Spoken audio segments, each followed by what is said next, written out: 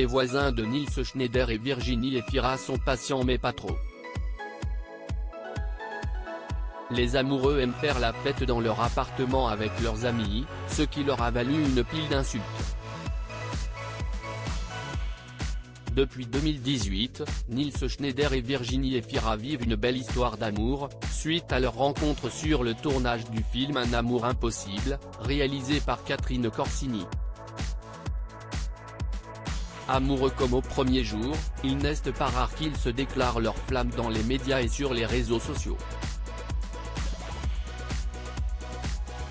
Il y a un amour véritable entre nous et nos égos ne sont pas boursouflés à ce point. Nils et moi possédons le même humour, le même recul sur la vie. Tous deux francophones mais venant d'ailleurs, du Belgique et du Québec, nous partageons cette singularité culturelle un peu distanciée, confiait-elle dans les colonnes de Paris Match.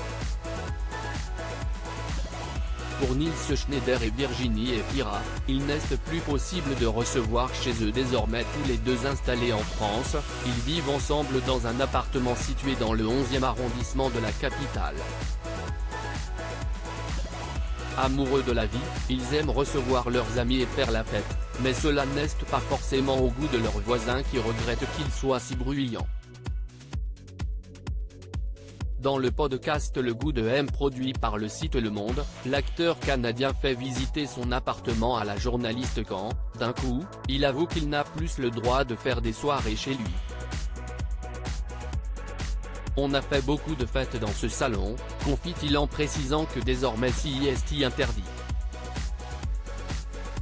Et pour cause, il a reçu plein de lettres des voisins, une pile d'insultes parce que j'avais oublié de les prévenir.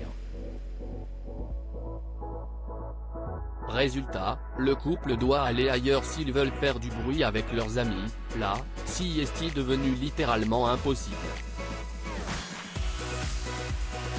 Par conséquent, la star du film Les Amours imaginaires assure que dans cet appartement, il n'y aura plus de fêtes.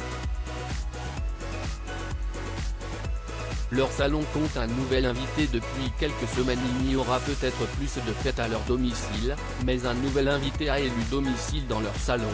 Il s'agit du César de la meilleure actrice que Virginie Efira a remporté le 24 février dernier.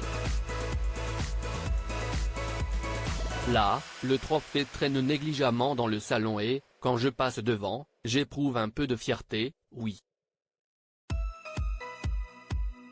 Mais encore une fois, un prix, quel qu'il soit, n'est pas l'essentiel.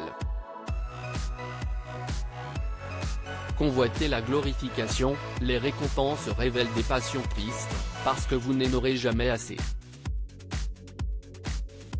Vous courez alors vers l'insatisfaction permanente, la jalousie. L'endroit du plaisir est toujours dans le lien et le partage, a-t-elle confié à Paris Match. À lire aussi Je fais les films aussi pour lui, la belle déclaration d'amour de Virginie Efira à son compagnon Nils Schneider.